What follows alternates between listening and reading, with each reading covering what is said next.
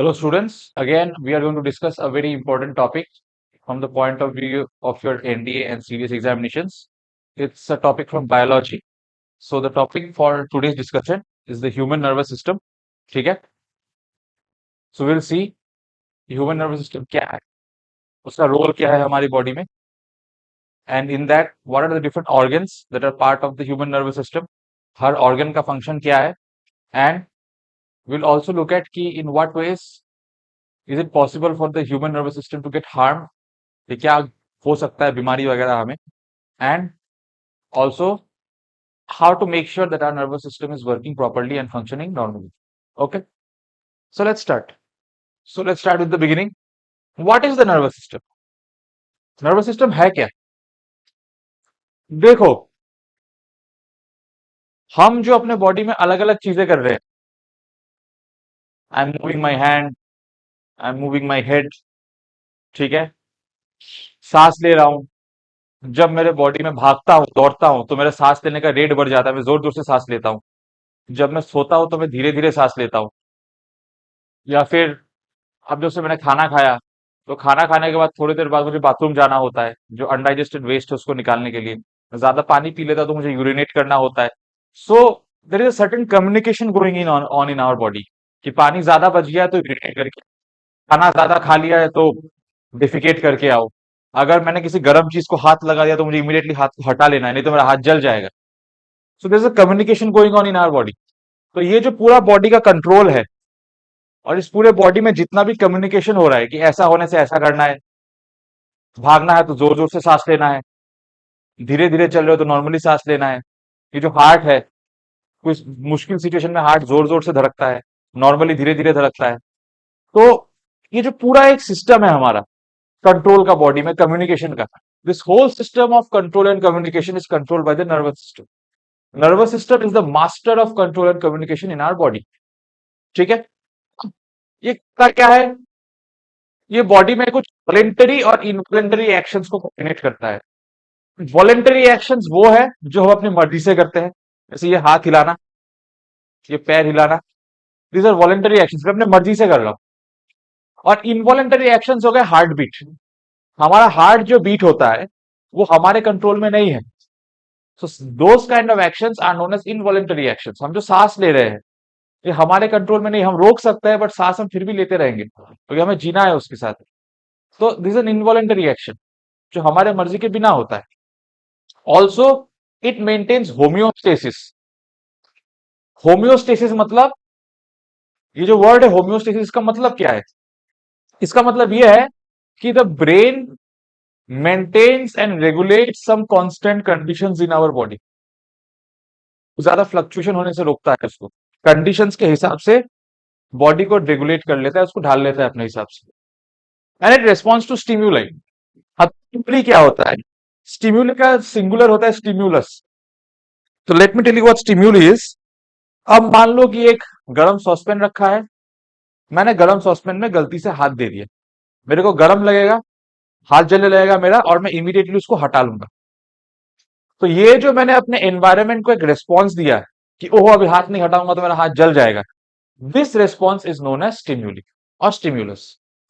अब हमारा nervous system is divided into two parts, the central nervous system, the CNS, and the peripheral nervous system, the PNS. ठीक है, अब एक एक करके देखेंगे कि दोनों होते क्या है. अब what are functions of the nervous system?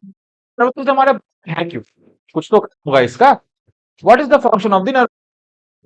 सब सेंसरी इनपुट लेना, कि देखो हमारे एनवायरमेंट में हमारे साथ जो भी हो रहा है, अभी जैसे मैंने गर्म सॉसपेन छू लिया, ये मेरे एनवायरमेंट का एक पीस है, वो गर्म सॉसपेन मैंने उसको छू लिया तो मेरे हाथ में गर्मी लगा. तो ये जो गर्मी लगा, ये जो हाथ जल रहा है मेरा दर्द से, ये इनपुट है मेरे बॉडी को कि हाँ देखो तुम्हारे शरीर का हाथ जल रहा है, हाथ को हटाओ. तो वो एक इनपुट है, वो बॉडी को इनपुट देता है नर्वस सिस्टम की हमारे आसपास हो क्या रहा है. जोर से चिल्लाएगा तो मैं कान बंद कर लूंगा कि यार बहुत जोर से शोर हो रहा है. तो ये जो जोर से आवाज आ रहा है, इस इनपुट को रिसीव कौन करता है. देखो अगर बॉडी को पता चल रहा है कि कुछ गलत हो रहा है बाहर, तो वो कैसे पता चलेगा, वो तभी पता चलेगा जब बॉडी उसको डिटेक्ट करेगा. And that detection of that input is nervous system, the nervous system takes the sensory input कि भाई हमारे आसपास क्या हो रहा है, उसको डिटेक्ट करता है वो। उसके बाद इंटीग्रेशन, इंटीग्रेशन का मतलब है कि आसपास क्या हो रहा है। जैसे मैंने गर्म चीज को छू लिया, अब हाथ में गर्मी लग रहा है मेरे, ये इनपुट है। इनपुट को सेंसरी इनपुट से ले लेगा नर्वस सिस्टम अपने बॉडी के अंदर। फिर इंटीग्रेशन होगा, मतलब वो उसको प्रोसेस करेगा कि अच्छा क्या हो रहा है, हाँ उसने गर्म चीज छू लिया बहुत ज्यादा। फिर वो डिसाइड करेगा कि एक्शन क्या लेना चाहिए। फिर डिसाइड ये करेगा कि अच्छा इसने गलती से गर्म चीज छू लिया, अब इसको हाथ हटाना पड़ेगा नहीं तो हाथ जल जाएगा। उसके बाद मोटर आउटपुट, मोटर मतलब मूवमेंट। वो इमीडिएटली क्या करेगा, जो इफेक्टर ऑर्गन है, इफेक्टर ऑर्गन में बताता हूं क्या होता है। आउटपुट वो ये देगा कि हाथ हटाओ, और फिर मैं हाथ हटा लूंगा। फिर आउटपुट। अब मान लो एक गर्म चीज है, ये गर्म सा चीज है, मैंने गलती, गर्म रॉड है मान लो, मैंने छू लिया इस, मेरे को गर्मी लगा, और गर्मी लगते ही मैंने इसको हटा लिया। तो जब मैंने हटाया, तो मेरा इफेक्टर ऑर्गन क्या था, it was my hand. It was the this part of my hand, the muscles of the hand which I move, and I move my hand. ठीक है। सिस्टम वर्क, नर्वस सिस्टम में पहले input लिया कि बाहर क्या हो रहा है, फिर इंटीग्रेट किया उसको, डिसाइड किया कि क्या करना है, फिर आउटपुट दिया कि अच्छा गर्मी लग रहा है, हाथ को हटा लो। Now let's come to the first part of the nervous system, the central nervous system. Central nervous system के दो हिस्से होते हैं, the brain.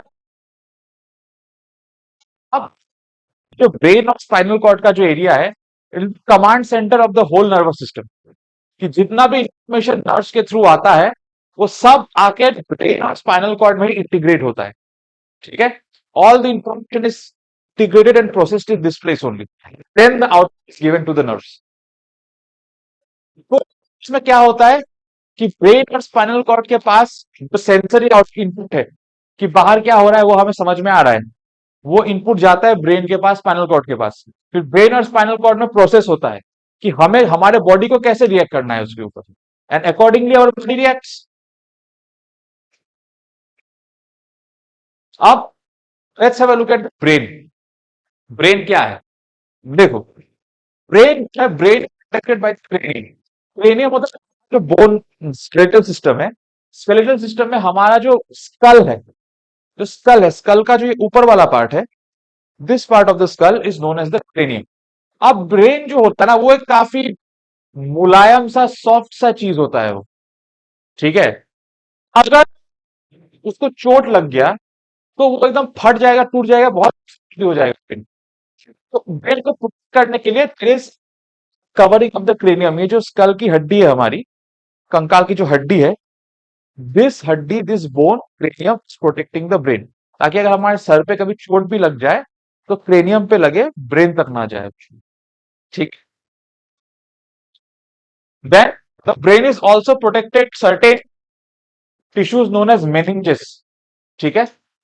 There are three meninges, the dura, arachnoid and the pia mater. ठीक है। And school के अंदर एक फ्लूइड है जिसने ब्रेन को कवर करके रखा है। होता क्या है कि मान लो अगर स्कल को कभी जोर से लग गया, तो वो शॉक स्कल से ब्रेन में जा सकता है। तो इसलिए स्कल और ब्रेन के बीच में, स्कल के अंदर एक फ्लूइड भरा हुआ है। वो फ्लूइड का काम क्या होता है, वो प्रोटेक्ट करके रखता है ब्रेन को, और अगर कभी गलती से स्कल पे हमारे कुछ लग भी गया, तो वो जो शॉक है, वो चोट लगने का शॉक उस फ्लूइड में जाके एब्जॉर्ब हो जाता है, ब्रेन तक पूरा पहुंच नहीं पाता। बट अगर बहुत जोर से एक्सीडेंट हो जाए, तब कुछ भी काम नहीं करेगा, तब ब्रेन पे इफेक्ट हो जाएगा। That's different. इसलिए बाइक वाइक चलाते वक्त हमेशा हेलमेट पहनना चाहिए। What is that fluid called? The fluid that protects the brain. That fluid is known as the cerebrospinal fluid, CSF. ठीक है। अब ब्रेन के तीन मेन रीजन है, the fore brain, the mid brain and the hind brain. जो सामने का area है, that is called the fore brain. ये जो बीच का एरिया है, द मिड ब्रेन, और ये पीछे का जो एरिया है ब्रेन का, this one, this is known as the hind brain. ठीक है। अब हमारे ब्रेन को अगर तुम देखोगे, इसके स्ट्रक्चर को, इसमें बहुत सारे फोल्डिंग्स है, ये फ्लैट नहीं है, बहुत जगह से फोल्डेड है, इसमें बहुत सारे फोल्ड्स है। ठीक है। तो ये फोल्डिंग क्यों होता है, ये फोल्डिंग क्या होता है, ब्रेन का सरफेस एरिया इंक्रीज हो जाता है, and because of the surface area, the increase in surface area, the brain is able to process more complex information. This folding helps in processing more complex information. अब जो हमारे brain के सामने का हिस्सा, फोर ब्रेन के components को देख। The first component of the fore brain is the cerebrum. ठीक है, सेरेब्रम फोर ब्रेन का लार्जेस्ट पार्ट है। ठीक है, and cerebrum is divided into hemispheres, मतलब बीच में से आधा दो साइड में है। ठीक है, then the fore brain has certain lobes. First we have the frontal. Frontal lobe का काम क्या है? फ्रंटल लोब हमें रीजनिंग में हेल्प करता है। ये जो आप कभी रीजनिंग वगैरह के क्वेश्चन सॉल्व करते हो, ठीक है, या फिर आप कुछ चीज सुनते हो और आप उसका कारण ढूंढने का ट्राई करते हो कि इसका कारण क्या है, what is the reason for this, ये चीज थिंक करने के लिए आपका फ्रंटल लोब हेल्प करता है। Then is the parietal lobe. Parietal lobe sensation के लिए हेल्प करता है। ये जो गर्म चीज छूने के बाद मेरे स्किन में गर्मी लगा मेरे को, ठीक है, या फिर अभी मैंने भूत जोलोकिया खा लिया तो मेरे को बहुत स्पाइसी लगा वो टंग में, ये जो सेंसेस है हमारे, इन सेंसेस का काम पेराइटल लोब में होता है। ठीक है, then comes the temporal lobe. Temporal lobe hearing, जो भी आवाजें सुन रहा हूं मैं, that is done by the temporal lobe. occipital lobe. Occipital lobe helps in the vision. Whatever we see, our vision, what we don't see is done by the occipital. अगर कभी किसी के ब्रेन का ऑक्सीपिटल लोब डैमेज हो जाता है या पैदा होते टाइम अगर उस बच्चे का वो मैच्योर नहीं होता है, तो कभी कभी होता है कि वो बाई बर्थ अंधा निकलता है, ब्लाइंड निकलता है वो बच्चा। ठीक है, even the same for temporal lobe. किसी के ब्रेन के टेम्पोरल लोब में अगर कुछ प्रॉब्लम आ जाए, the person goes deaf. Then the next part is the thalamus. Thalamus का काम क्या है? एक रिले स्टेशन है सेंस पल्सेस के लिए। देखो, इनपुट आया, रिले रेस देखा है ना आप सबने? रिले रेस में क्या होता है? एक बंदा दौड़ के जाता है, उसके हाथ में एक बेटन होता है, वो सामने वाले के हाथ में दे देता है, फिर वो उसको लेके जाता है, और जहां पे देते हैं वो एक रिले पॉइंट होता है।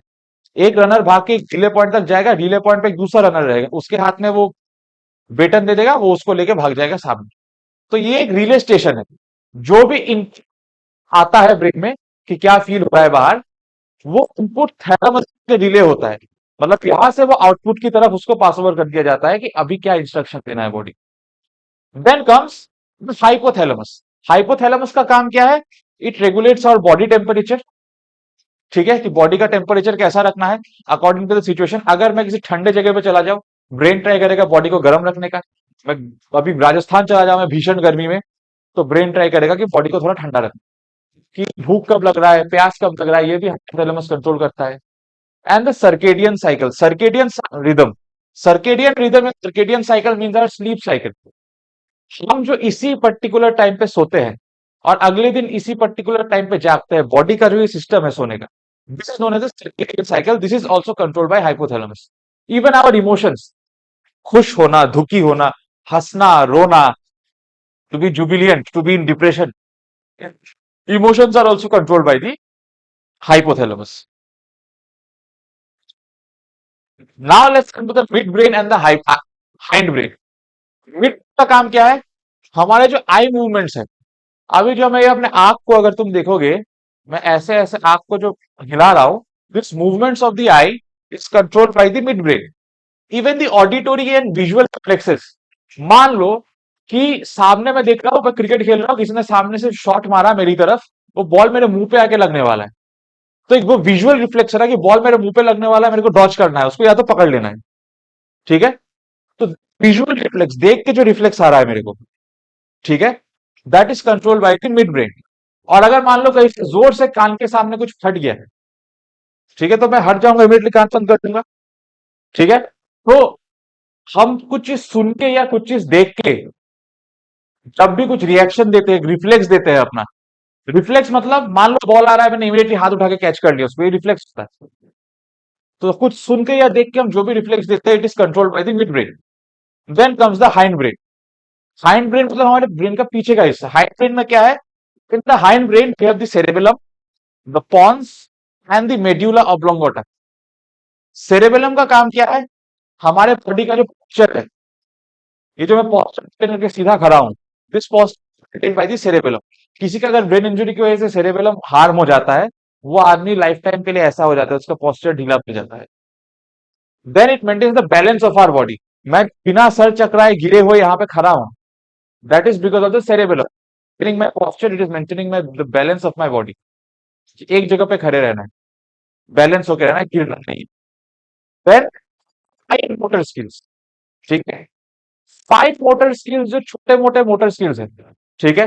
जैसे आप जब वगैरह काटते हो, this are very fine skills, ठीक है। उसको मेंटेन करके चलना, कि उसको ऐसे काटना कि तुम्हारा उंगली ना कट जाए, skills are controlled by the cerebrum. Point, हमारे ब्रेन में जो सिग्नल आता है, इनपुट आता है, वो सिग्नल पहले सेरेब्रम में जाता है, फिर सेरेब्रम से सेरेबेलम में जाता है। तो सेरेब्रम से सेरेबेलम में लेके जाने के लिए जो रिले पॉइंट है, बीच का जो जगह है जहां से होके वो सेरेब्रम जाएगा, that point is known as the pons. And in the end, we have the medulla oblongata. Medulla oblongata regulates the involuntary movements. Involuntary movements मतलब वो movements जिसे हम कंट्रोल नहीं कर पाते। हाथ पैर हिलाना, ऐसा गर्दन हिलाना, I can control it, but my heart beat, heart का जो मूवमेंट है, मेरा ब्रीदिंग, लंग्स का जो मूवमेंट है, उसे मैं कंट्रोल नहीं कर सकता। That is regulated medulla oblongata। इसलिए कभी कभी मेडुला ऑब्लोंगोटा पे अगर किसी को चोट लगता है, पैरालिसिस हो जाता है, उस आदमी को हार्ट अटैक आ जाता है। क्यों? क्योंकि जैसे ही मेडुला ऑब्लोंगोटा पे चोट लगा, हार्ट मूवमेंट में दिक्कत आ जाएगा, you the person can have a cardiac arrest. Next we have the spinal cord after the brain. अब स्पाइनल कॉर्ड क्या है? स्पाइनल कॉर्ड एक लंबा सा सिलिंड्रिकल स्ट्रक्चर है, लंबा है, सिलिंड्रिकल है शेप में। कहां से शुरू होता है? हमारे ब्रेन के पीछे, ठीक यहां पे जो मेड्यूला ऑब्लोंगोटा है, वहां से लंबर वर्टिब्रा मतलब ये हमारा वर्टिब्रल कॉलम है। This whole thing is our backbone, vertebral column. The vertebral column as you can see is divided into many small small segment, segments are known as vertebra, ठीक है। और ये नीचे का जो वर्टिब्रा है, this is known as the lumbar vertebra, lumbar spine भी बोलते हैं इसको। इसलिए यहां गिरने से लोगों का लंबर स्पाइन टूट जाता है, अगर कमर के बल गिरे तो। So the spinal cord is, it spreads from the medulla oblongata this part till the lumbar spine here, यहां तक है, यहां से लेके यहां तक है। नाउ इसका काम क्या है? और ये वर्टिब्रल कॉलम जो है, ये स्पाइनल कॉर्ड के ठीक ऊपर बना है। अब कॉर्ड कॉलम के अंदर है। Why? Because the vertebral column protect the spinal cord, ठीक है। अब उसका काम क्या है? देखो सारे नर्व्स हैं, सारे नर्व्स ब्रेन तक सिग्नल कैसे लेके जाते हैं, और ब्रेन सारे नर्व्स को सिग्नल कैसे देता है? Through the spinal cord. Nerve से जो भी स्पाइनल कॉर्ड में, स्पाइनल कॉर्ड से ब्रेन में जाता है, और ब्रेन से जो सिग्नल स्पाइनल नर्व्स के पास है, वो ब्रेन का सिग्नल पहले, जो भी इंपल्स होगा, ब्रेन का नर्व इंपल्स पहले स्पाइनल कॉर्ड में आएगा, फिर स्पाइनल कॉर्ड से बाकी के नर्व्स में जाएगा, ठीक है। पर हमारा जो रिफ्लेक्स एक्टिविटी है, रिफ्लेक्स मतलब हम रिस्पॉन्स में जो मसल का मूवमेंट करते हैं, अपना बॉडी का मूवमेंट, उसको एक रिफ्लेक्स आर्क बोला जाता है। दिस होल प्रोसेस, सिग्नल आया, ब्रेन सिग्नल को इंटरप्रेट किया, इंस्ट्रक्शन दिया हाथ को कि गर्म लग रहा है, हाथ हटा लो, this whole process called reflex arc. तो this reflex arc is also controlled by the spinal cord, ठीक है। और जैसा कि मैंने कहा, स्पाइनल कॉर्ड वर्टिब्रल कॉलम के अंदर से होकर गुजरता है, तो it is protected by the vertebral column, it is also protected by the meninges, ठीक है। Now after the central nervous system we move on to the PNS, the peripheral nervous system, ठीक है। Now what is the peripheral nervous system? Peripheral nervous system क्या करता है? जो हमारा CNS और हमारे जो लिम्स है, लिम्स मतलब हाथ पैर, और जो बाकी के ऑर्गन्स है बॉडी में, उन सारे ऑर्गन्स को और हमारे लिम्स को ये पीएनएस सीएनएस से कनेक्ट करता है। पीएनएस मतलब ब्रेन एंड स्पाइनल कॉर्ड। तो पीएनएस में जो भी नर्व्स है, पेरिफेरल नर्वस सिस्टम में, those nerves connect the organs and limbs of our body to the CNS, which is the brain and the spinal cord, ठीक है। अब सीएनएस में क्या क्या आता है? We have cranial nerves in CNS, 12 pairs of cranial nerves, that is 24 in total, 12 into 2, 24. And cranial nerves क्यों बोलते हैं? Because they are present in near the cranium, यहां पे, ठीक है। And we have spinal nerves, 31 pairs, total होता है 31 into 2, 62. And the spinal nerves basically they are here. The spinal nerves connect to our spinal cord, the cranial nerves they connect to our brain, ठीक है। अब peripheral nervous system के दो parts हैं, the somatic nervous system and the autonomic nervous system. क्या होता है? Let's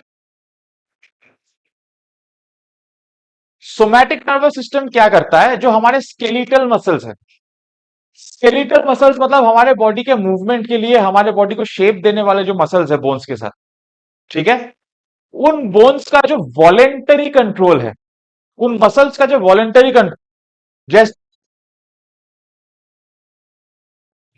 मेरे हाथ के मसल्स को मैं वॉलेंटरीली मूव कर सकता हूं, मतलब अपने मर्जी से मूव कर सकता हूं, ठीक है।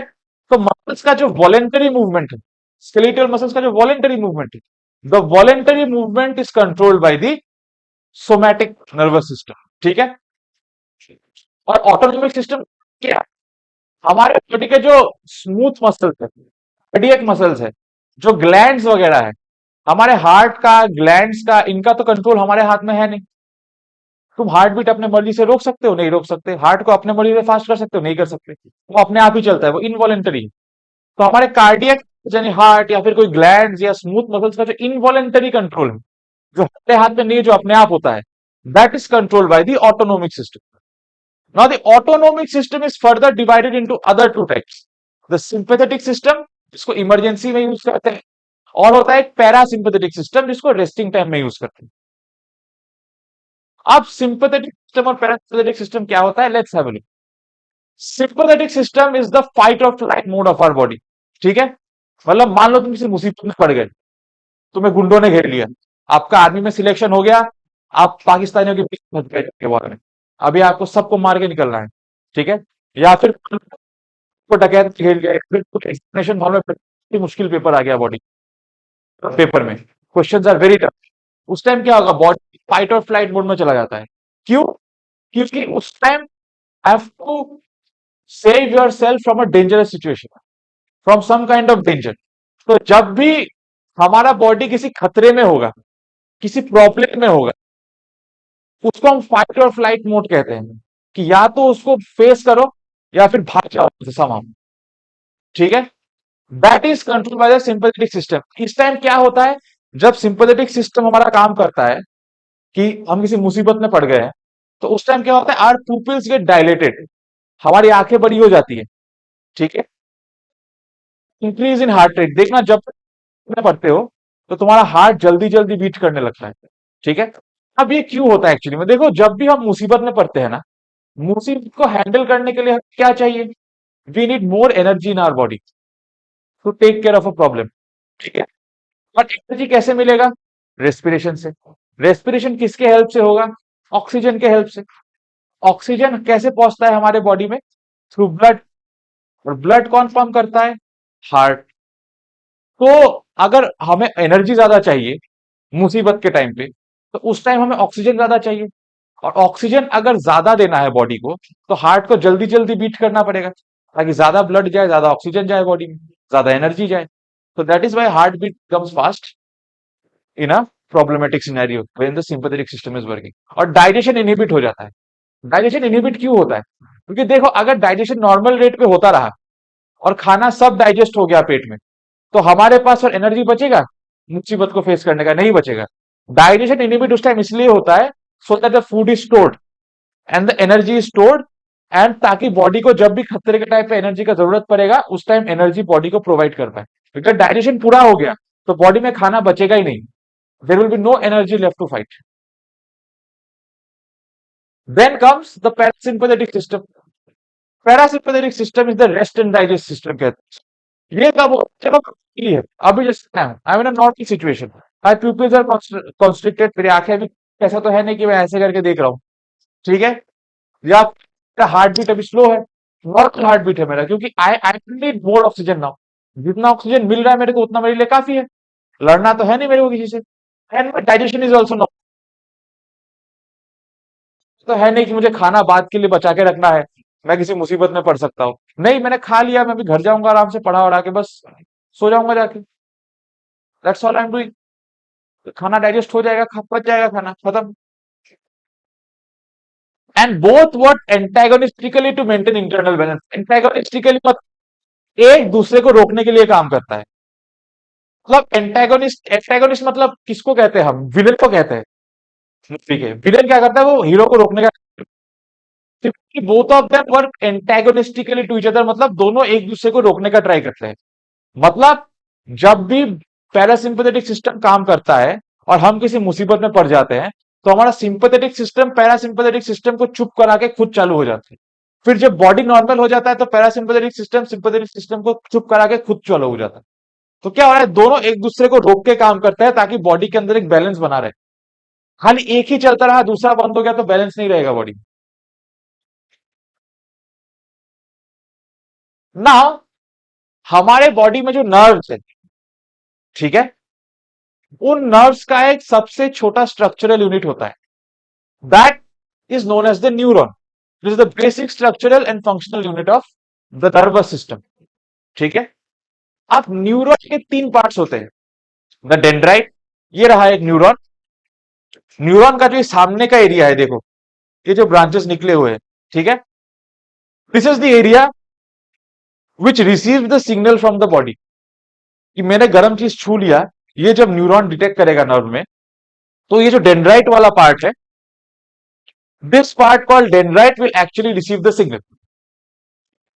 उसके बाद सेल बॉडी है, ये बीच का वाला इज द दिस, ये बीच का जो एरिया है, this is known as the cell body.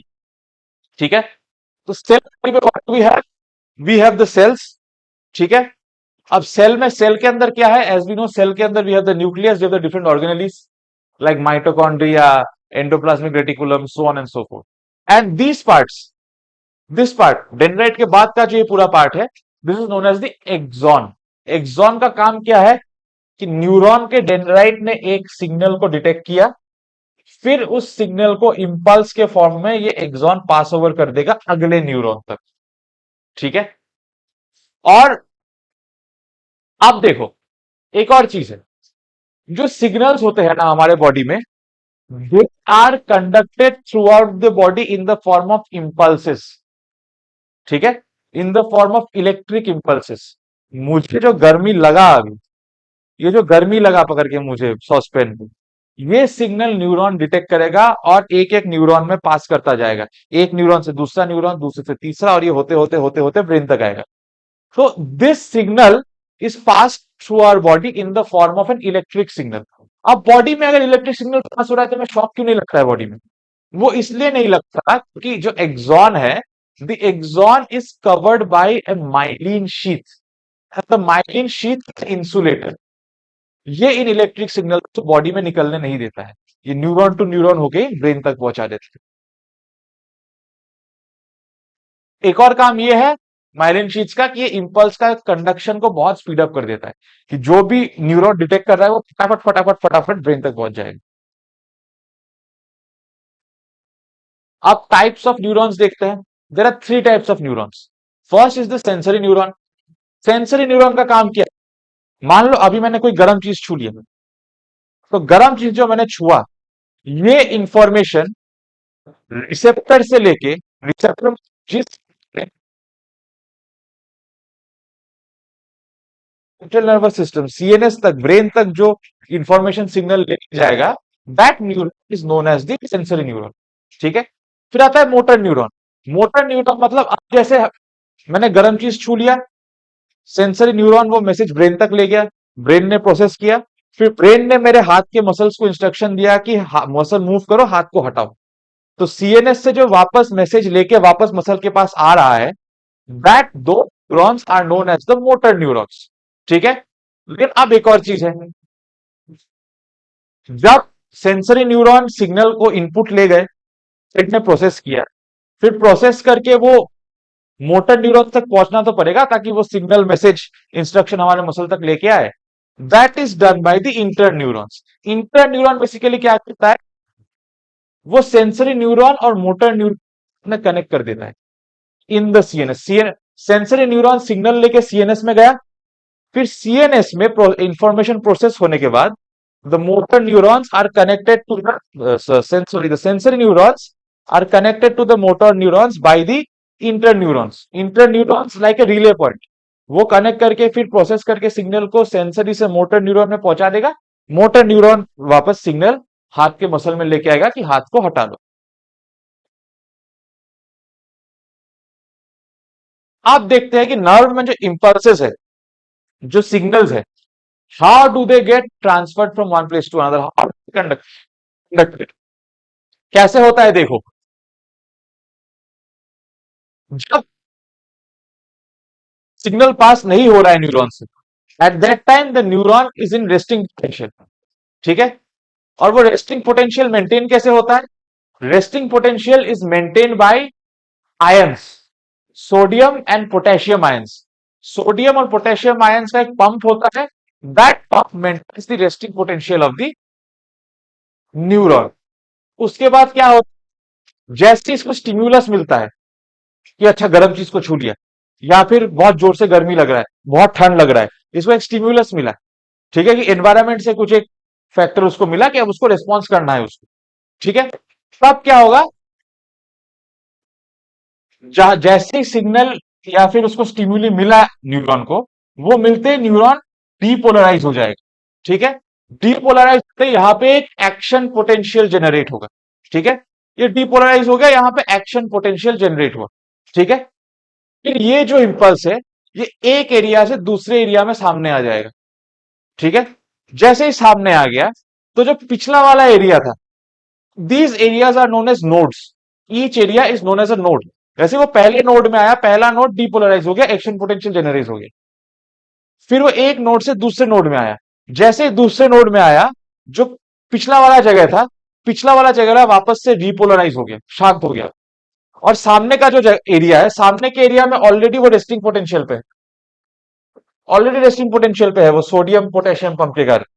फिर ये डीपोलराइज होके वो इंपल्स फिर से सामने आएगा, जो रेस्टिंग पोटेंशियल पे था वो डीपोलराइज हो जाएगा, और जिसको पीछे छोड़ के आया वो फिर से डीपोलराइज हो जाएगा। And this way the signal, the impulse keeps going forward in the neuron. ठीक है, it keeps going forward in the neuron. ये डेंड्राइट डिटेक्ट करता है, फिर ये जाते नोट, फिर इसके एक उस न्यूरॉन का डेंड्राइट इस वाले न्यूरॉन के एक्सॉन के साथ कनेक्टेड रहेगा। इस न्यूरॉन के एक्सॉन से फिर वो दूसरे न्यूरॉन के डेंड्राइट, उसके डेंड्राइट से वो फिर एक्सॉन पे जाएगा, because of depolarization and repolarization. फिर उस न्यूरॉन से दूसरे में जाएगा, and the message will keep on going ahead and ahead and ahead till it reaches the brain. ठीक, अब जो न्यूरो ट्रांसमीटर्स होते हैं हमारे ब्रिज में, हमारे बॉडी में, ठीक है, इन एग्जॉन्स में कुछ न्यूरो ट्रांसमीटर ब्रिजेस होते हैं। ठीक है, बेसिक का काम क्या है देखो, जैसे मान लो ये एक न्यूरॉन है, ये एक न्यूरॉन है, इधर एक और न्यूरॉन होगा। तो इस वाले न्यूरॉन का जो एक्सॉन है और दूसरे न्यूरॉन का जो डेंड्राइट होगा, दोनों के बीच में एक छोटा सा गैप रहता है, that gap is called a synaptic cleft. ठीक है, लेकिन अगर गैप रह गया और वो सिग्नल इसके एक्सॉन से दूसरे डेंड्राइट में नहीं जा पाया, तो सिग्नल कंटिन्यू नहीं हो पाएगा, सिग्नल रुक जाएगा, ब्रेन को मैसेज ही नहीं मिलेगा, है ना।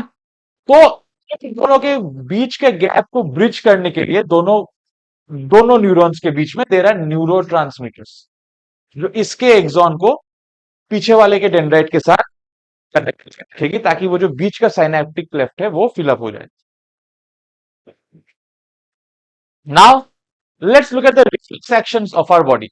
रिफ्लेक्स एक्शन क्या होता है? हाँ, कुछ भी अगर स्टिमुलाई मिले हमारे बॉडी को, स्टिमुलस मतलब कि हमारा बॉडी जो हमें इंस्ट्रक्शन देता है कि अच्छा गर्म चीज छू लिया है, हटा लो नहीं तो जल जाएगा, this thing is known as stimulus. और स्टिम्युलस की रिस्पॉन्स में हम जो हाथ को हटा रहे हैं, that is our reflex action. ठीक है, ये तुम क्यों करते हैं? हमारे बॉडी को हाथ अगर नहीं हटाया, अगर नहीं हटाया, देन हमारा हाथ जल जाएगा, हाथ जल जाएगा। अब इसका वो क्या है, इसका पाथवे क्या है, इसका प्रोसेस क्या है? If you look at it, if you look at it carefully, we have something called the reflex arc. Reflex arc क्या होता है? We have the receptor. For example, अभी हमने हाथ से छू लिया, सॉसपेन को छू लिया, गर्म है सॉसपेन, जब छू लेते हैं उसको, तो उसके बाद जो सिग्नल रिसीव होता है, ये हमारे हाथ में रिसीव किया signal, this is the receptor. ठीक है, रिसेप्टर जब उसको रिसीव करेगा, रिसेप्टर रिसीव करने के बाद उसको सेंसरी न्यूरॉन को दे देगा। सेंसरी न्यूरॉन जैसा काम क्या बोला था मैंने, सेंसरी न्यूरॉन इनपुट लेगा कि हाथ को गर्म लग रहा है, और वो इनपुट को ले जाके फिर ब्रेन में ले जाएगा, सीएनएस में। सीएनएस में, ब्रेन में वो प्रोसेस होगा, स्पाइनल कॉर्ड में वो प्रोसेस होगा। फिर डिसाइड करेगा कि अच्छा इसको गर्म लग रहा है, मतलब हाथ को हटाना है। फिर ये जो डिसीजन है ब्रेन का, ये सेंसरी न्यूरॉन से इंटर न्यूरॉन के थ्रू मोटर न्यूरॉन तक पहुंचेगा। और मोटर न्यूरॉन क्या है? वो ब्रेन को कनेक्ट करता है हमारे मोटर ऑर्गन्स के साथ, जो मूवमेंट के ऑर्गन्स हैं। और मोटर न्यूरॉन मैसेज को लेके आएगा कि हाथ को हटाओ। इस मैसेज को लेके आएगा एफेक्टर ऑर्गन के पास। इन दिस केस हमारा एफेक्टर ऑर्गन क्या है? हमारा हाथ का मसल है, जो इफेक्ट दे रहा है इस पूरे इंस्ट्रक्शन को। वो इफेक्टर ऑर्गन को मैसेज देगा, इफेक्टर ऑर्गन इमीडिएटली हाथ को हटा देगा कि भाई गर्मी लग रहा है। ठीक है।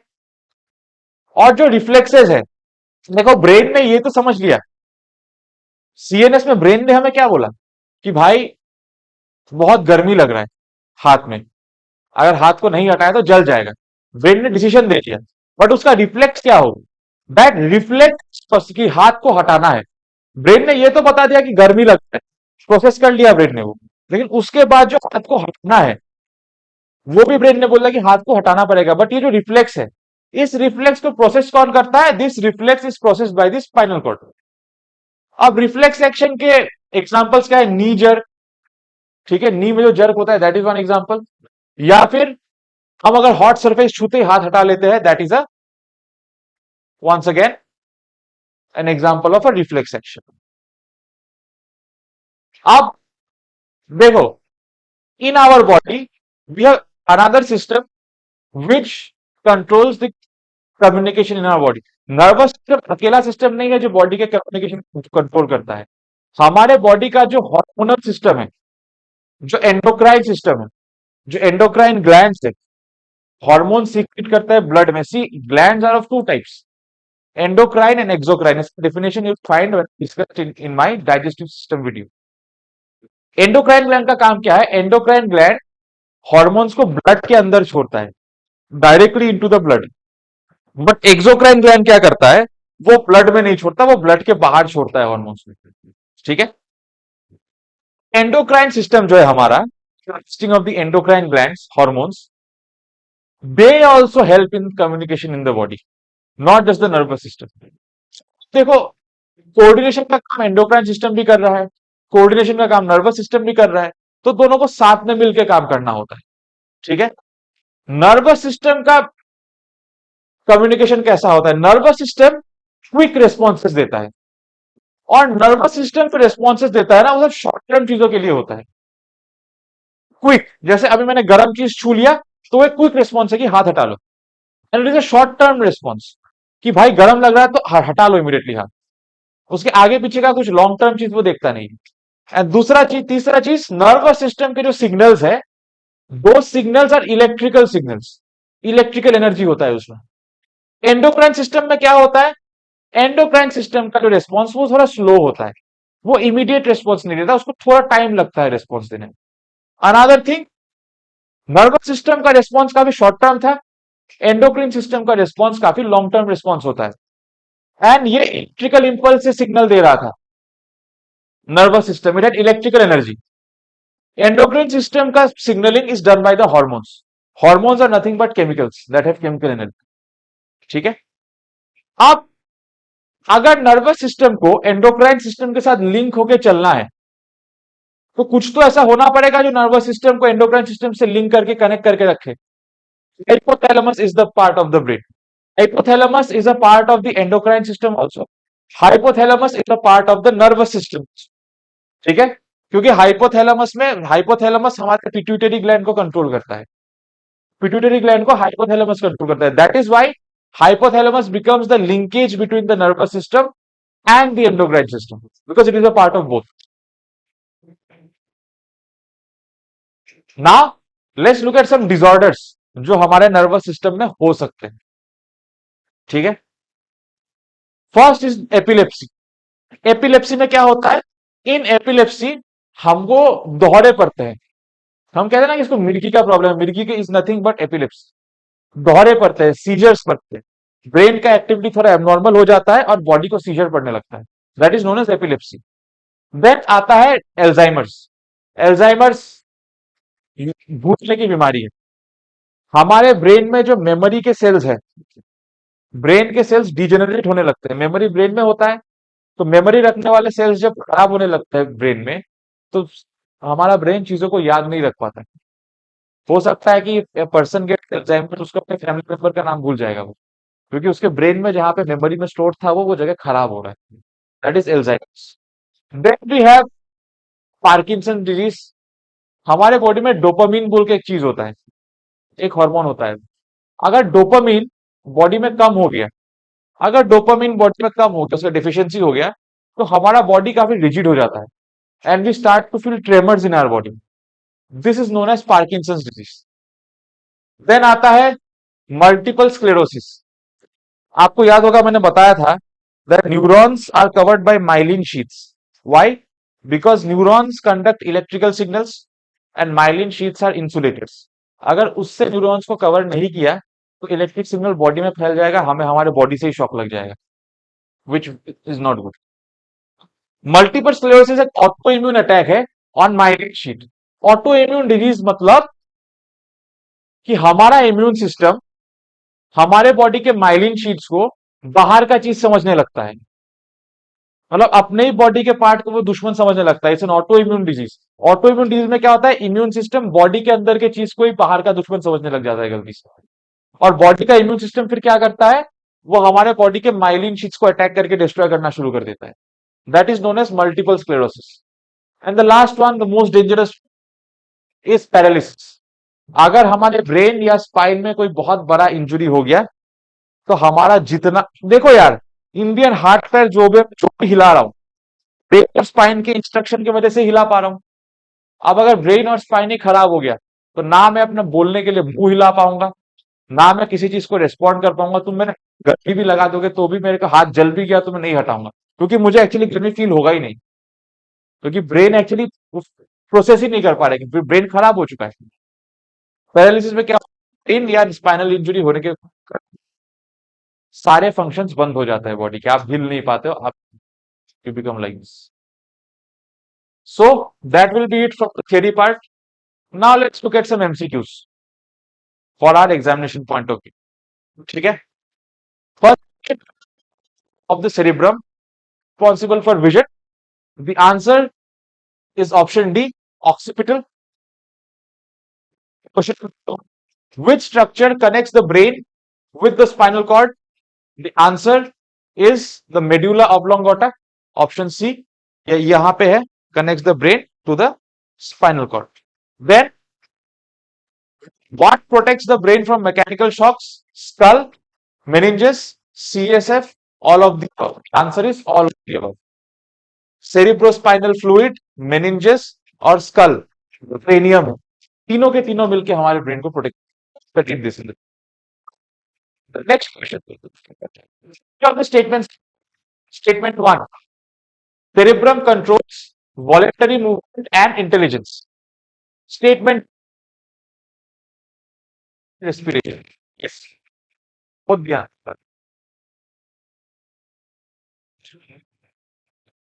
The next question, what happens during a reflex action. Reflex जब भी होता है बॉडी में तो क्या होता है, brain directors, spinal cord processes action, muscle orders नहीं, ब्रेन स्पाइनल कॉर्ड के थ्रू ऑर्डर देता है। ठीक है, muscles respond slowly, of course not. तुम्हें गर्म लगेगा तुम इमीडिएटली हटा लोगे ना, धीरे धीरे धीरे धीरे थोड़े हटाओगे। No, effectors do not work, that is again false. गर्मी लगेगा, इफेक्टर तुम्हारा हाथ है, इमीडिएटली हटा लोगे तुम। Spinal cord processes, yes, brain instruction दे देता है कि एक्शन क्या लेना है, बट उस एक्शन को प्रोसेस करके फिर नर्व्स तक पहुंच जाता है spinal cord. Answer is option B. Next question, question number 6, which of the following statements are correct? The sympathetic system increases dilation. No, sympathetic system dilation कम कर देता है ताकि बॉडी में खाना देर लेट टाइम तक रहे और हमारे बॉडी में एनर्जी ज्यादा टाइम तक रहे। Statement 2, parasympathetic system slows down the heart rate. Yes, this is true because it works when our body is in a normal condition. Answer is option C. 1 is false, 2 is true. Now the last question, question number 7, which of the following is a function of the hypothalamus? Option A, reflexes, option B, intelligence, option C, hormonal control, and option D, balance and posture. इसका answer आप लोग मुझे बताइएगा comment section below. So thank you so much. That's it from the nervous system of the human body. We'll meet again in the next video with some another important topic. I hope you had a great informative session. Thank you all. Dhanyawad. Jai Hind.